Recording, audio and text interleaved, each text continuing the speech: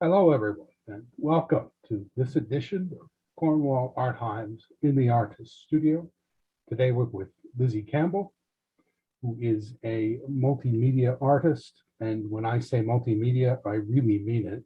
She does oils, she does acrylics, she writes, she does children's books, and illustrates them. It's quite actually impressive. And at this point, I'm going to turn it over to Yafa Gallery, who is going to host this session. Hello, Yafa. Take it away. Hi, Richard. Thank you. So I'd love to welcome Lizy with us. And Lizy, I have lots of questions for you because I'm so curious to know more about your work. And I have to say that in the beginning, I thought you're a writer, right? This was the first impression. And now we get to know that you actually do a lot more. So my first question for you, Lizy, can you please tell us a little bit about your journey? How did you start, the art journey? When did you get to be in the art field? Well, as a kid, I've always been interested in art. So it started from very, very young. I always enjoyed painting, coloring, all that stuff. So it just it always went with me as I grew. And I really started to channel it around 2013. I had my friends encouraging me to paint, and they wanted portraits of their family and stuff. So it kind of forced me into really doing more than I was usually doing. I was just doing it for fun before. And then all of a sudden, people were saying, well, why don't you do, pet portraits? Try that. And so I started doing that, and I got overwhelming.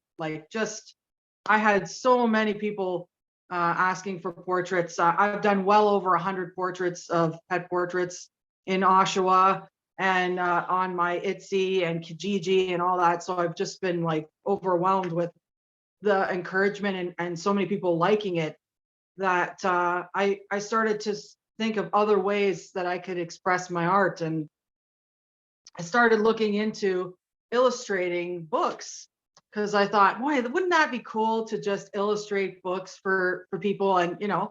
And so I started looking on ads and things for people who are wanting illustrations for books. And I just stumbled across this lady, Penny Beaver. That was the very first book that I illustrated.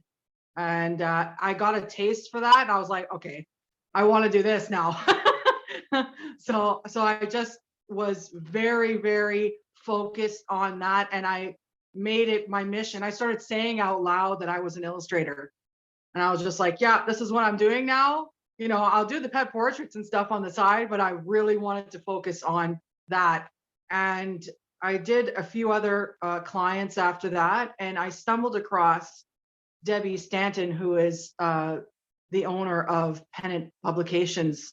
And I had written a book called My Forgetful Mom. This is my very first book.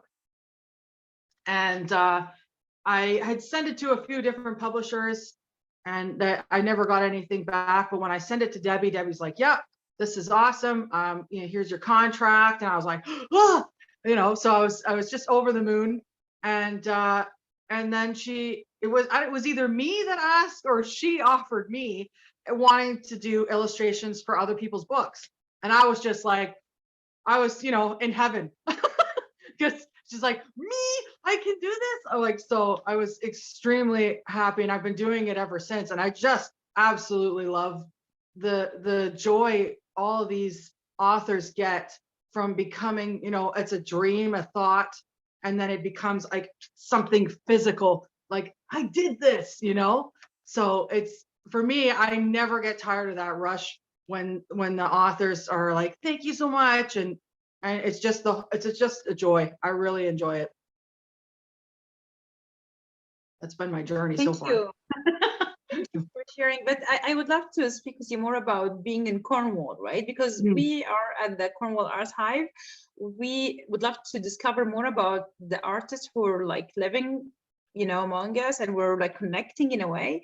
And I know it was a little bit hard in the last 2 years, but we managed to connect still, right? And we had the art walk done, we had the Cornwall Art Hive doing lots of activity, and of course we had the apples and art.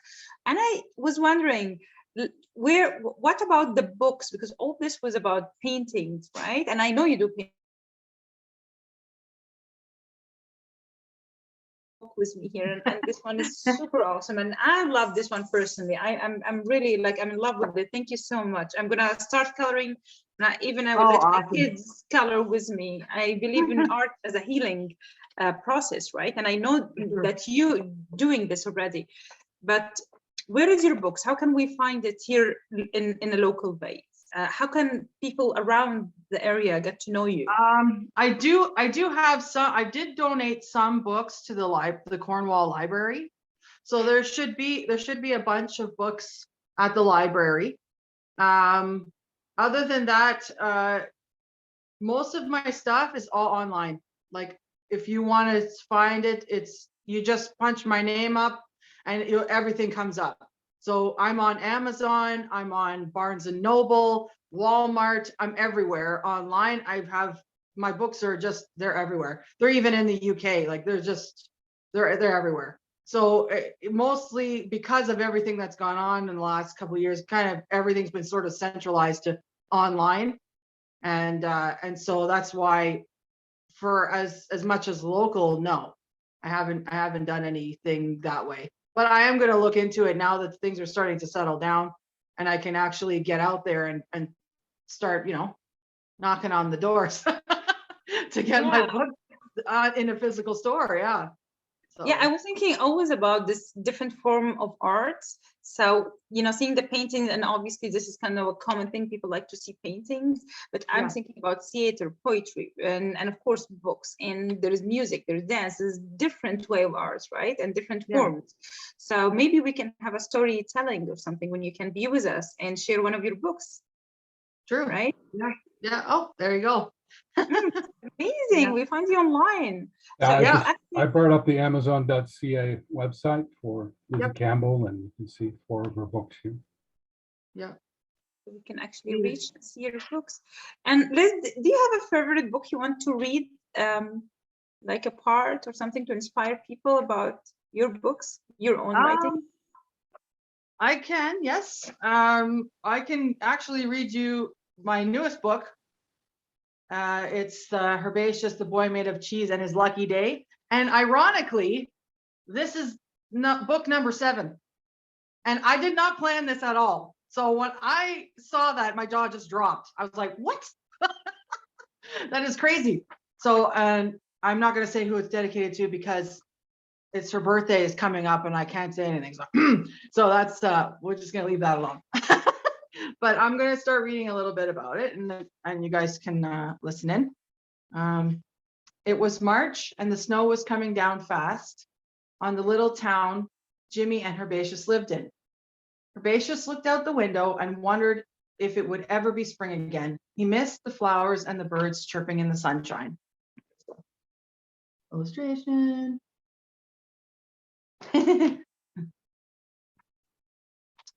Jimmy was busy working on a model car he had gotten for his birthday and was putting it together piece by piece.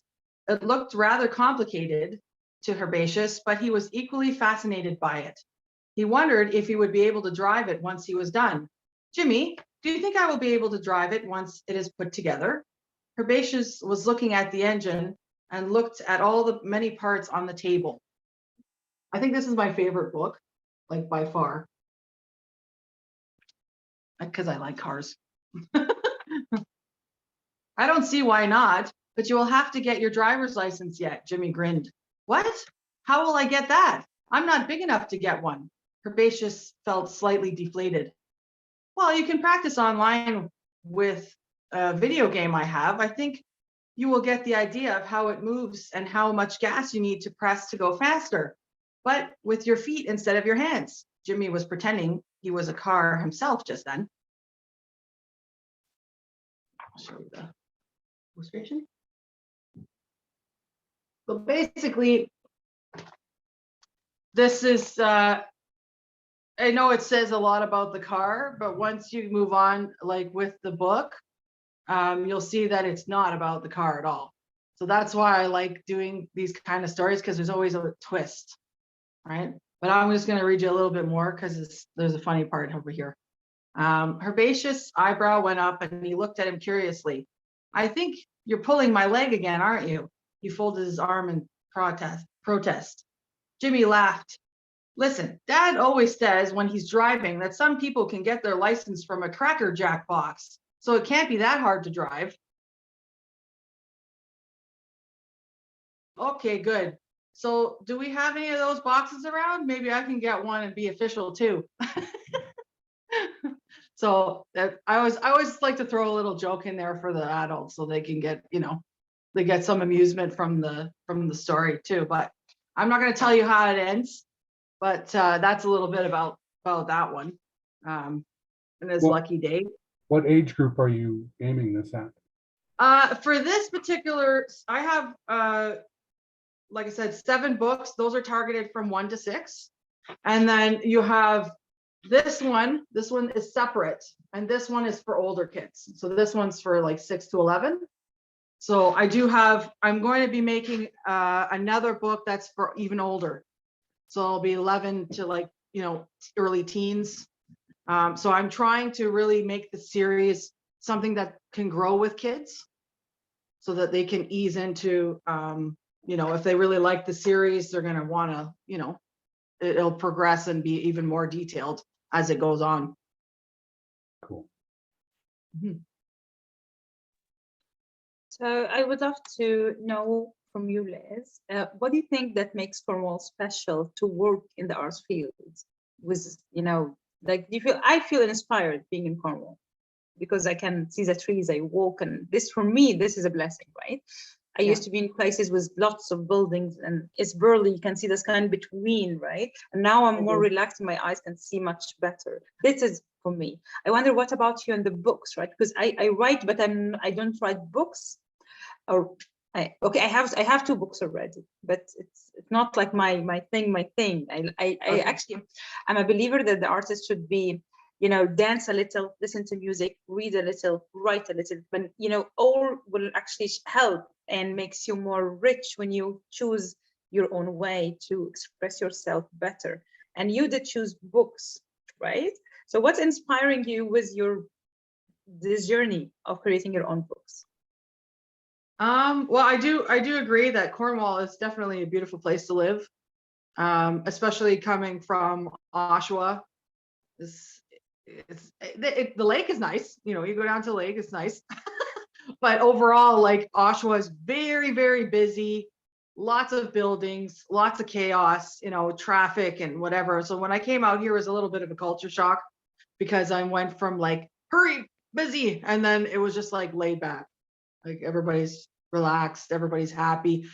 People actually, when you walk across the street and you see somebody, you can wave and say hi. It's just it's a nice atmosphere. It's so much nicer, and I like that because it just makes you feel like you're safe, as opposed to where Cornwall was. You don't want to say hi. A lot of the time, they don't look at you, you don't look at them. You keep to do your own thing, and that's it. So I think Cornwall is a beautiful place to live, and definitely has made me relax a lot more and just be more involved with my art and just be more creative and free with it, as opposed to just being so tense and wanting to achieve something so, I don't know. It's just a different vibe, I guess. Like, I never would have written this. Like, it's a novel. Like, I never would have even thought to do that. But because here is so relaxed, I'm like, you know what? I'm just going to give it a shot, And it flowed. It was just like, it was so easy. I go for walks. And around here in the industrial area there's nothing around, just trees and fields and stuff. And I would come back and I'd be inspired. It was just, just another level. So it's nice to be here for sure. Yeah, I totally agree. And yeah, you know what? I used to see a small tiny river in Montreal, and that was amazing, right? And then when I came to Cornwall, I was like, my goodness, this is a river. This is a river. Then it was what? That was a small tiny. Now I know the difference, and the colors of everything is more strong, right? And even inspiring you. And talking about the colors, I would love to speak with you a little bit about your paintings and mixed Oh, media and oil. You also do that, right? You want to share yeah. with us a little bit about I your have, other forms of art? I have so many things. I don't know if I can touch it because it's still very wet. Oof. Okay. I'm gonna try and show it to you.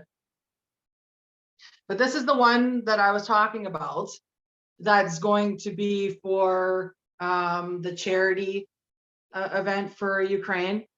And that's, like I said, it's oil painting. And I really wanted to, you can see all that stuff if you go. I go by Lizy Who the Funk See. If you go on any of those mediums, you will find all my art, all that stuff on there. And I go on Twitch too, sometimes on Fridays, not all the time. But this is what I mean about contemporary, right? Like this is like it's different, right? So this is the kind of stuff that I do. I'm always constantly inspired. Is really, I don't even know where my inspiration comes from half the time. I just go, I'm just gonna do this and see what happens. Like, I'm gonna put this together. Like this is another one, So there's just it's an endless. That's watercolor, by the way. And so yeah, I just do lots of different things. And sometimes I'll just do ordinary paintings, but that's rare. But that's a little one that I do. But yeah, I don't know. I've always just liked painting and like mismatching things together. I think that's why I'm contemporary, because I always put different ideas and I melt them together and see how they work, right? Sometimes it works, sometimes it doesn't. But I think it's the whole experiment process that you got to try. And if it doesn't work out, then at least you learn something from it. Okay, it doesn't work, so do something else. That's a whole part about being an artist too, is that the trial and error is just experimenting and do whatever. Yeah, So, give you a space of freedom, right? yeah, exactly. And the last question, I want to know, what's your dreams? What are you thinking in the future you want to build? I would like it if this is my dream anyway. I want Herbaceous to become a cartoon on TV, like something that you can see every week, and have like, all the paraphernalia to go with it, the merch and all that stuff. Like I've even started it on my own because I'm like, you know what, if you envision something, you got to make it happen, right? So I've like made the little guys, right? So, because I envisioned that. I think that it would be, I think kids would enjoy it because he's like 4 inches tall. He's made of cheese. I mean, what's not to love about the guy, right? You can throw him in your pocket, go for an adventure. So yeah, and don't ask me how that came about because I don't know. So It's a great idea. there's no origin story on Herbaceous? Yes, I do have an origin story. So basically, he came about from one night. The magic in the fridge created him, and it'll say in detail what his clothing is made from. So like a label from the pasta sauce, and different things like a carrot. His cap is actually a carrot top. So he's made of like different things in the fridge. So yeah, that's his origin story. And okay, you said he goes on adventures. Can you Yeah. give us- So basically, every time he does something different in the book, right? So the one that Yaffa has, the magic hairbrush. So he goes on an adventure using a magic hairbrush. That's like totally, different. And in the older book, we have him on a pirate adventure.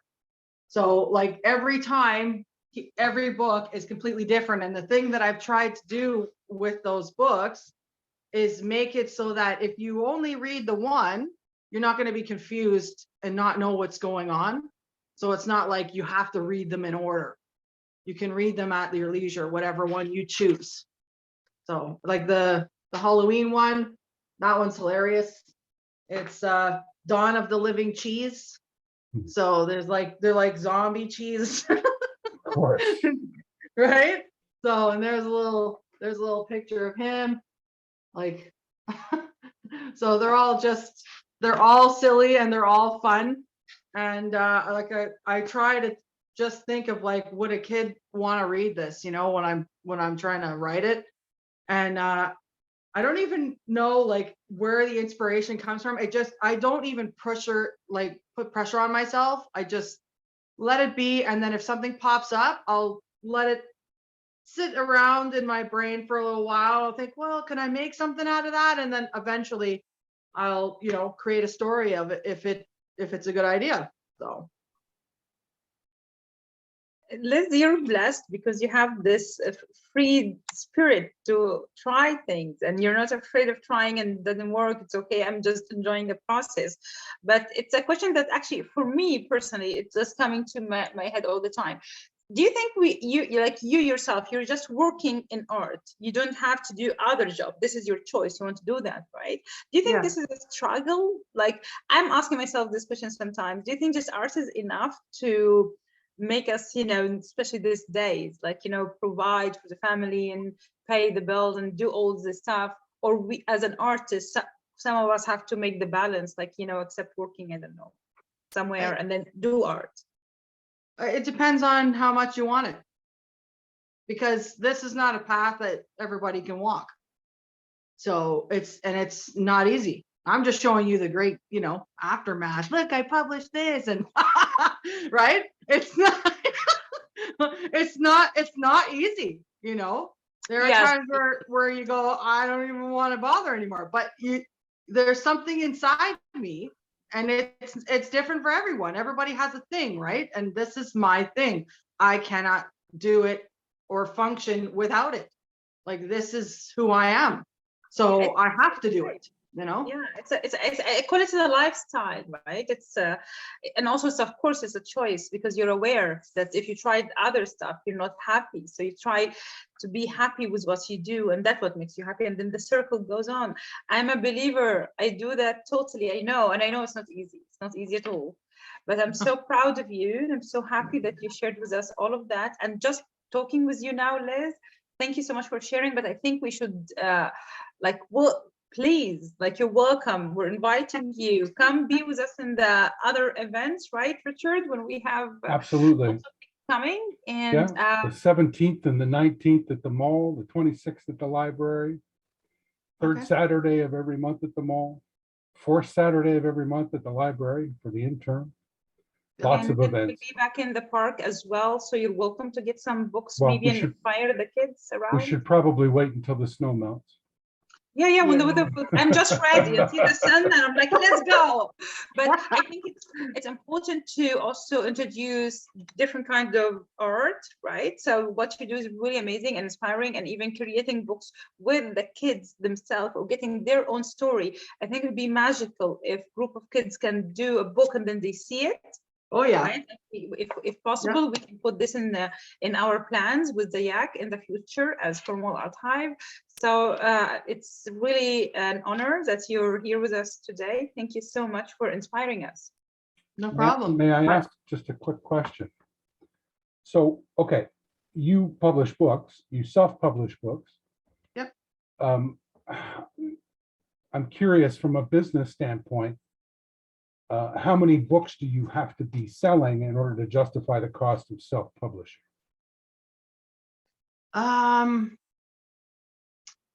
I'd say, the average, this is just statistically and what I've researched and read from various things.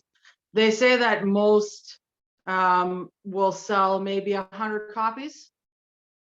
And so then that would justify you self-publishing it. And that would cover the cost of anything that you've incurred, right? So Awesome. But you know, I think I've illustrated a book for a 5-year-old, and the mom wanted to do this for her son to inspire him, and because he likes to write stories. So we took that story, we broke it down, and we made a book for him. And what an amazing start this kid has already at 5 years old. He's got a published book. Like, what an empowerment for that child, like, honestly. And I was like, wow, I'm starting at this age and you already got a book, kid.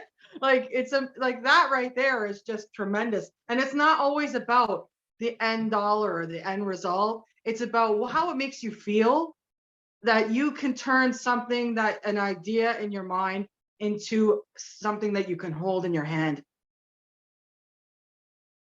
Thank you. No problem. Yeah, I have a vested interest. I do audiobooks, and I'm always curious from the author's standpoint how things work. Yeah. I think if you love doing something, though, that's almost irrelevant. It's like you need to share a piece of you with the world, you know? It's not really about just what's the end result, like, because if that's what and that's the thing I tell people all, you know, when they get involved in it's hard work, and it's not something that you can just lightly do. You have to be invested in it and want it, you know, to do that legwork, to sell yourself, to be out there, you know. And if it's something that you want to do and you don't care about money, then it will come. But if you're doing it based on money, then there's no point. Don't bother, you know. That's certainly been my experience. Yeah, you have to be passionate about what you're doing, otherwise there's no point.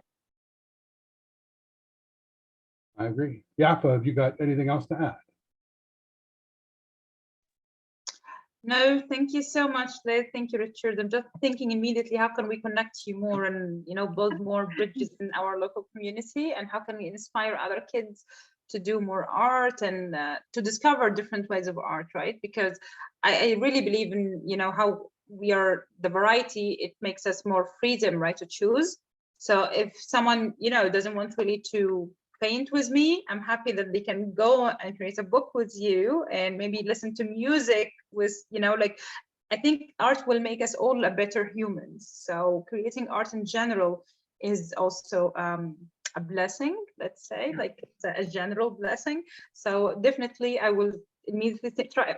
Already I'm thinking, what are the next workshop Liz can be with me, and how can so I will totally invite you for the next stuff where That's we can great, build. sure.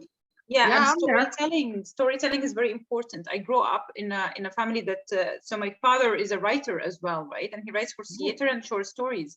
So I grew up listening to stories, and I couldn't even write at the time, but I know that it was important that I can sit and listen to stories. And now this relationship between what Richard is doing and your book writing and maybe painting with a group of kids or adults, and we can make this our own story. Maybe this is also very, you know, we can connect this technology. How can we paint and write and listen? So, and yes, of course, storytelling event with Liz coming soon. Yes, and get 2-3 books and let the kids get inspired, read with you, maybe buy the books or get their own books, right? Yeah, you make their own even. I think that's a great way to get, you know, even a child who doesn't have much confidence, for them to be able to have something to hold and say, look, I made this, and adults can't even do it, you know. Right? So I'll share with you a book. You see, so for example, I'm super proud of this book, right? Very and nice. We made it while we're all adults, but I was super happy. Yep. We made it together, and I felt like till now I'm like, we made this in a pandemic. We didn't see each other. We just sent to each other stuff and we made it. So for me, yeah, I know what you mean. Just also the idea of getting back again to the books, like, you know, I'm trying to figure out this medium. Yeah. If you make it your own, how can you reach to schools, for example? How can we make more workshops as well? That will be important. Or write about things that kids really want, their own stories, how they survived this hard time, right? With all these fears. Yeah. So I think it's healing as well, right? Writing about definitely. Yeah. So yes, Les, I'm gonna connect you soon so we can create. Okay. Okay, Sounds good. thank you. Thank you for being with us in the Cornwall Art Hive visit to the artist studio that we hope soon will be in person. And Richard is working hard to make it a proper video making for the artist who is sharing their story, and we can keep it as filmmaking project as well to have a library of videos with our local artists here in Cornwall. So for now, we have you talking with us in an interview form, and that's a blessing. Thank you so much, Liz. Yeah, no problem. Thank you. Thank you, Bye, Liz. Liz. Thank you, Bye, Laszlo. Richard. Thank you. And Take we're care. gonna say goodbye. 5, 4, Bye. 3, 2, 1.